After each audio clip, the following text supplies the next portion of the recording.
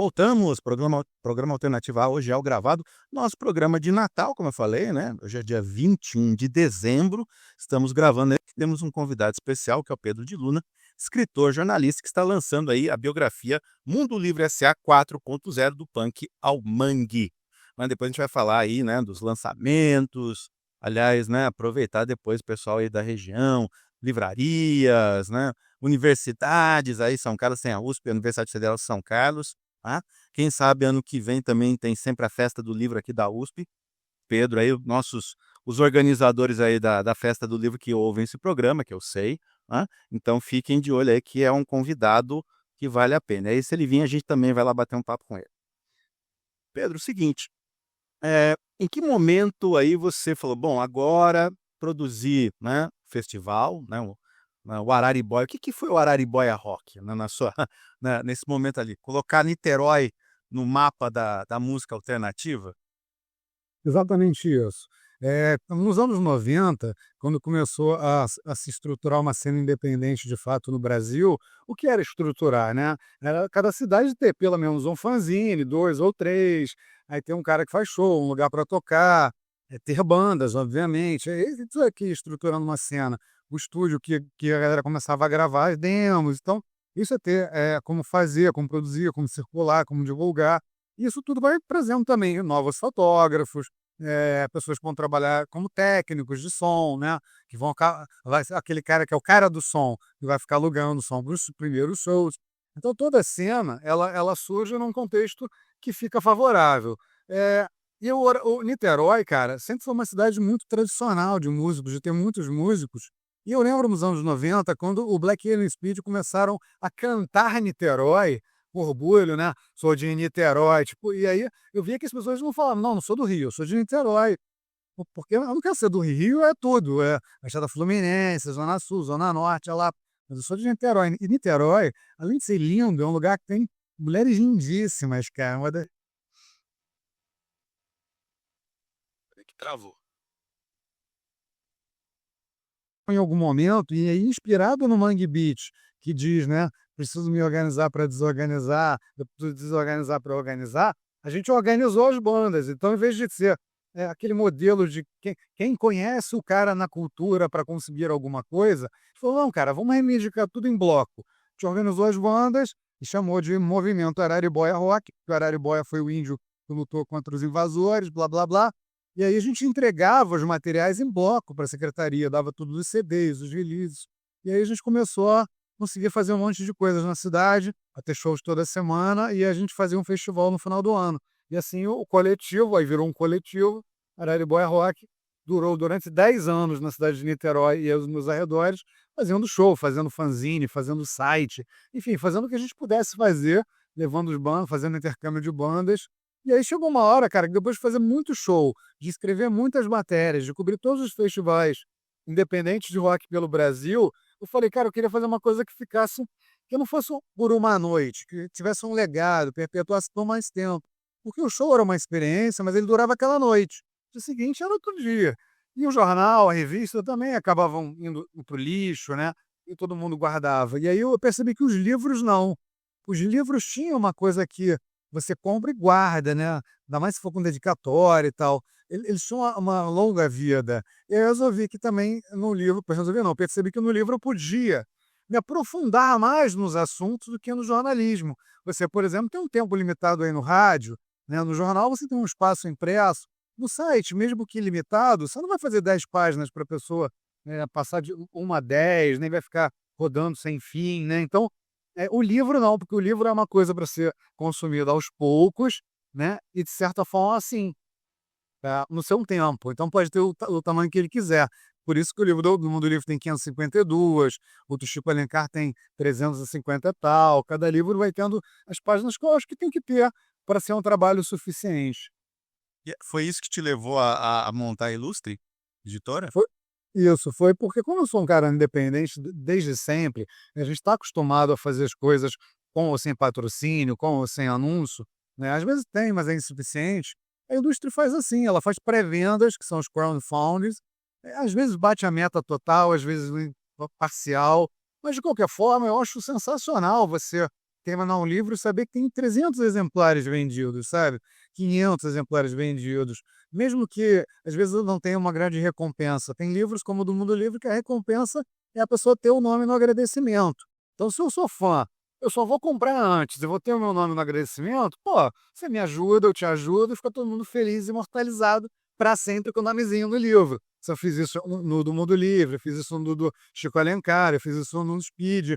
Já o do Planet Hemp, que é uma editora, eles deram um patch, assim, sabe, que é para você bordar, deram adesivos, deram outros brindes para fazer a pessoa comprar com antecedência. Ô Pedro, em relação, né, a gente falou um pouco isso no primeiro bloco, né, essa coisa de denominar de movimento, né, um mangue beat, né, que, né, nem a própria grafia que você comentou no primeiro bloco, né, o Fred não queria, não era essa grafia, né, a ideia de beat mesmo, né, coisa daquela coisa da computador, aquele momento o Brasil estava vivendo aquela coisa, né, da internet, estava galgando ali, né, os passos, a gente quem ouvir aquele barulhinho só poucas pessoas vão entender isso, o barulhinho do modem, né, entrar à noite depois de certo horário, né, pra, né, a conta de telefone lá para estratosfera, aquela coisa toda. Mas, tem muita gente que eu já li em relação ao que aconteceu, né, em Pernambuco, né, não sei se até que ponto é um rancor, um saudosismo, alguma coisa assim, mas, tem muita gente que fala que talvez o Mangue Beat, né, aí você pode, melhor do que ninguém, falar sobre isso, né, foi talvez o último grande movimento musical brasileiro. Tem pessoas que apontam isso, né, que o Mangue Beat foi, né, as bandas, né, que vieram do cenário, da cena lá de Recife, né, Pernambuco, foi esse último grande movimento da música brasileira. Ótima pergunta. Eu posso responder de 2 formas: fazendo juízo de valor, onde eu estaria dando a minha opinião, e sendo fiel à história e aos fatos, né. Eu acho que o grande, em termos artísticos e tudo mais, que realmente teve foi o Mangue Beat, porque inclusive Mangue Beat foi além da música, existe um audiovisual mangue, existe uma moda mangue, né, existia uma cultura mangue, não foi restrito à música. Mas eu tenho que ser fiel à história e, da virada dos anos 90 para os anos 2000, a gente teve um movimento que, ainda que menor, porém mais distribuído, chamado movimento emo. Goste ou não, né, o emo existiu, foi uma febre, ele não ficou tão restrito como nos Estados Unidos a franjas e olhos pintados, e unhas pintadas, e roupas pretas e caras de triste.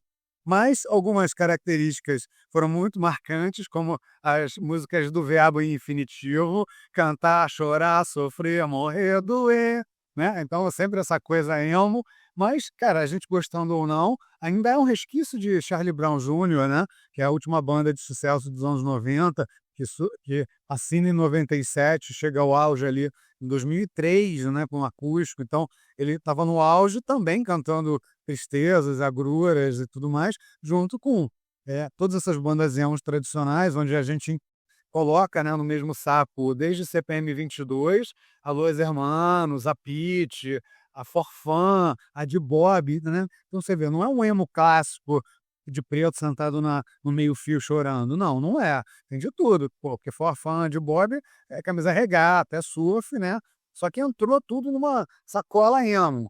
E aí, cara, sem dar muito nome, eu acho que depois vem um movimento que já esteve mais forte, quando essas bandas todas de rock, do underground, do independente, começaram a misturar com eletrônico. Então, se nos anos 90 você teve a entrada do DJ como um novo integrante, né, e o Planet Hemp é um símbolo disso, e depois Pavilhão 9 e outras bandas de rock terem um DJ, o próprio que eu citei aí, Charlie Brown, mas também o Rapa, Gabriel Pensador, você tem um DJ junto com uma banda de rock, você passa nos anos 2000 a ter uma coisa que é mais fácil, que é um cara com laptop. Então você não tem um DJ, você tem um cara com laptop, e às vezes o cara do laptop é até o guitarrista, o baixista, ou o vocalista, né, o cara que aperta um botão e acontece alguma coisa. Então acho que esse movimento sem nome foi o último de todos, de você tecnologizar a música, e aí o rock é um dos exemplos, mas o tecnobrega no Pará e tudo mais, é isso, é um exemplo de como a tecnologia invadiu a música, inclusive a música independente. E em relação a essa questão da música independente, né, diferente talvez de outras bandas ou outros estilos que estejam mais presos a essa as gravadoras ou essa coisa mais comercial, né.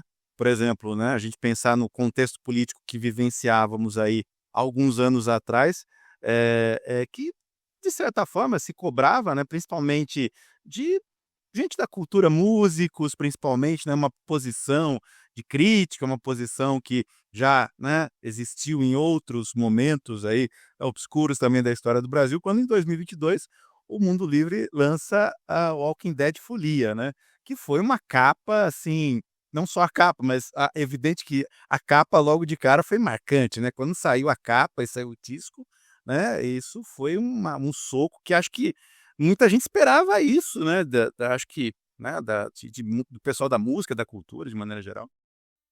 É verdade, você tem toda a razão e como a gente não poderia esperar disso, do nosso The Clash brasileiro, né, da banda que uma da pô, assim, de brincadeira, é a banda mais ativista e por mais tempo, sempre fiel aos seus princípios, sempre se posicionando, nunca se ausentando dos debates. Claro, o Mundo Livre é aí muito representado na figura de Fred, 04, mas claro, também de Otto, Bactéria, né, o Tony, todos têm posição política.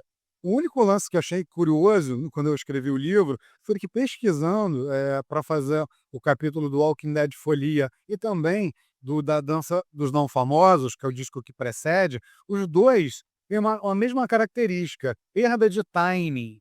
O Fred fala em entrevista, porque quando saiu, enfim, o o disco onde tem um policial que quebrou um cacetete na cabeça de um estudante, né, eh, quando esse disco sai, esse disco é pra porrando o Temer, só que o Temer já tá de saída, sabe, tipo, então assim, saiu na hora errada, saiu tarde.